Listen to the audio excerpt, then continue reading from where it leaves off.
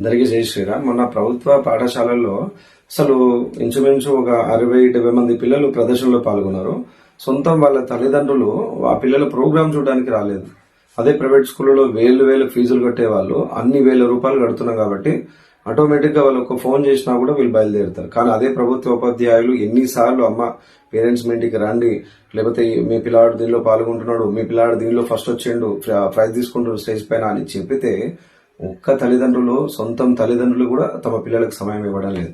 ఇంకా ఆ పిల్లలు ఏ విధంగా ఎదుగుతారు, ఆ పిల్లలు ఏ విధంగా చదువుతారు, ఆ పిల్లల్ని ఏ విధంగా ప్రోత్సహించవచ్చు? అంటే ఎప్పుడో ఒకసారి ప్రైవేట్ లో ఎవరో మంచి పేరు తెచ్చుకుంటే మళ్ళీ మా పిల్లలు చదువుతలేరు, మీరు ఉపాధ్యాయులు చెప్తలేరు, లేకపోతే అది ఇదని. నీ పిల్లల పట్ల నీకు ఏ మాత్రం శ్రద్ధ ఉందని ఎన్నిసార్లు ప్రోగ్రాంకి వచ్చినాను. మొన్న జరిగిన జెండా వందన కార్యక్రమంలో అసలు తల్లిదండ్రులు ఆ పిల్లలకు సంబంధించిన తల్లిదండ్రులే లేరు. ఇంకా మీ మీద గౌరవం ఏ విధంగా వస్తుంది, మీ మీద ప్రేమ ఏ విధంగా ఉంటుంది, మీరు ఏదైనా మంచి విషయం చెప్తే వాళ్ళు శ్రద్ధగా ఎట్లా వింటారు? ఆ పిల్లలు కేవలం కమాండింగ్ ప్రాప్ట్ మాత్రమేనా పిల్లలకి తల్లిదండ్రులకి మధ్యన? అంటే పని చెప్పడం వాళ్ళు చేయడం, పని చెప్పడం వాళ్ళు చేయడమేనా? బంధుత్వం అంతేనా పిల్లలు తల్లిదండ్రుల మధ్యన?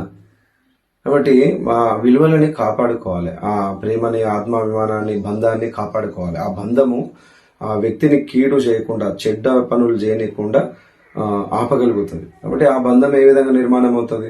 ఇప్పుడు మీ పిల్లల జెండా వందనకి ప్రతి ఒక్క యాక్టివిటీలో ఇంచుమించు ఉపాధ్యాయులతో కొంచెం సన్నిహితం ఉండడం వల్ల, కొన్ని సేవా కార్యక్రమాలు చేయడం వల్ల ఆ సార్ వాళ్ళకి, ఉపాధ్యాయుల వారికి చెప్పడం జరిగింది. గ్రామంలో ఉన్న ఎక్కువ యువతకి మాట్లాడడం కన్నా ఈ పాఠశాలలో ఉన్న విద్యార్థులని ఎక్కువ కార్యక్రమాల్లో ఇన్వాల్వ్మెంట్ చేయండి. రేపొద్దున ఈ జ్ఞాపకాలు రేపొద్దున వాళ్ళకి వ్యక్తిత్వాన్ని నిర్మాణం చేస్తాయి అని చెప్పేసి చెప్పడం జరిగింది. ఉపాధ్యాయులు చాలా మంది విద్యార్థులని ఏదో ఒక యాక్టివిటీలో పాల్గొనేటట్టు చేశారు. కొంతమంది స్పీచ్ ఇవ్వడం, కొంతమంది దేశభక్తి గీతాల్లో డాన్స్ చేయడం, కొంతమంది యోగా చేయడం, కొంతమంది కుంఫు, కరాటే, పిరమిడ్ ఇటువంటివి చేయడం జరిగింది. ఇటువంటివన్నీ వాళ్ళ తల్లిదండ్రులు అక్కడ ఉండి చూస్తే మా అమ్మ వచ్చిందే, మా నాన్న వచ్చిండే, మా అన్న వచ్చిండే, మా అక్క వచ్చిందే అని చెప్పేసి చాలా సంతోషపడేవారు. అసలు ఎవరు రాకపోతే ఆ పిల్లలకు ఉత్సాహం ఏ విధంగా వస్తుంది?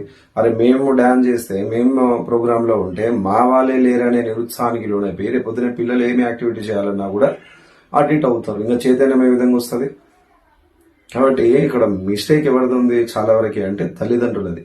కాబట్టి ఒక ప్రభుత్వ పాఠశాలలో ఏ కార్యక్రమం చేసి దానికి తల్లిదండ్రులని ఆహ్వానించినా, ఒకవేళ తల్లుండి తండ్రి లేకున్నా, తండ్రుండి తల్లి లేకున్నా, లేకపోతే ఇద్దరు లేకున్నా, వారికి ఎవరో గార్డియన్ ఉంటారు కదా, వాళ్ళు కొద్దిగా సమయం 10 కార్యక్రమాలు, కనీసం 5 కార్యక్రమాలను అటెండ్ అవుతే పిల్లలకి మీ మీద భక్తి పెరుగుతుంది, శ్రద్ధ పెరుగుతుంది, మీరంటే భయం కూడా ఉంటుంది. రేపొద్దున ఏదైనా తప్పు చేయాలన్నా కూడా ఎన్నో స్పీచెస్, ఎన్నో కౌన్సిలింగ్, ఎన్నో ఏమంటారు ఇట్లా మోటివేషన్ చేయాల్సిన పని లేదు.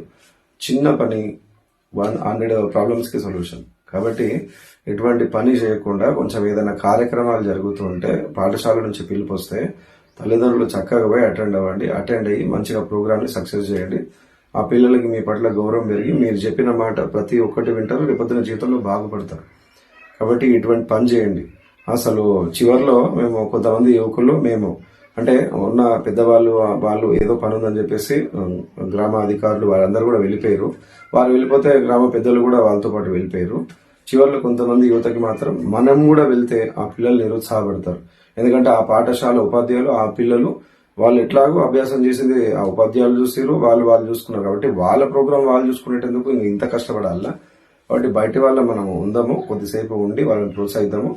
అన్న వాళ్ళు చూస్తున్నారు అని చెప్పేసి వాళ్ళు కొంచెంసేపు శ్రద్ధగా చేస్తారు. వాళ్ళకి ఆ చిన్న ఆనందాన్ని ఇచ్చి మనం వెళ్దామని చెప్పేసి పక్కనున్న యువకులకు చెప్తే పాపము ఆ 10 మంది యువకులు మేము అందరం అక్కడ కూర్చొని ఆ పిల్లల ప్రోగ్రామ్స్ అన్ని అయిపోయిన తర్వాత తిరిగి ఇంటికి రావడం జరిగింది. వాళ్ళని సంతోష పెట్టడం కోసం సమయాన్ని కేటాయించడం. కాబట్టి మాకే ఆ పిల్లల పట్ల ఇంత శ్రద్ధ ఉంటే సొంత తల్లిదండ్రులకు ఏ విధంగా ఉండాలి? కాబట్టి ఇంకొకసారి ఎప్పుడైనా సరే ప్రభుత్వ పాఠశాలని నిర్లక్ష్యం చేసి మాట్లాడాలంటే ఫస్ట్ నీ ముందు బాధ్యతని పాటించు. అది పాటించి అప్పుడు కూడా నీకు రిజల్ట్, ఫలితం లేకపోతే అప్పుడు దూషించు, అప్పుడు ప్రశ్నించు. అంతేగాని నీ పిల్లలకి నువ్వు సమయం వేయలేకపోతే ఏ విధంగా బాగుపడతాడు? విచిత్రం కాకపోతే నెక్స్ట్ టైం నుంచి మేము ఈ గ్రామంలో పాఠశాలలో పిలిస్తే చక్కగా వెళ్ళండి. ప్రభుత్వ పాఠశాలలో అయినా, ప్రైవేట్ పాఠశాలలో అయినా అక్కడున్న పిల్లలు, ఇక్కడున్న పిల్లలు రేపొద్దున భవిష్యత్తులో దేశానికి ఉపయోగపడే భావితరం. కాబట్టి అందరూ బాగుండాలి. అందరికీ జై శ్రీరామ్.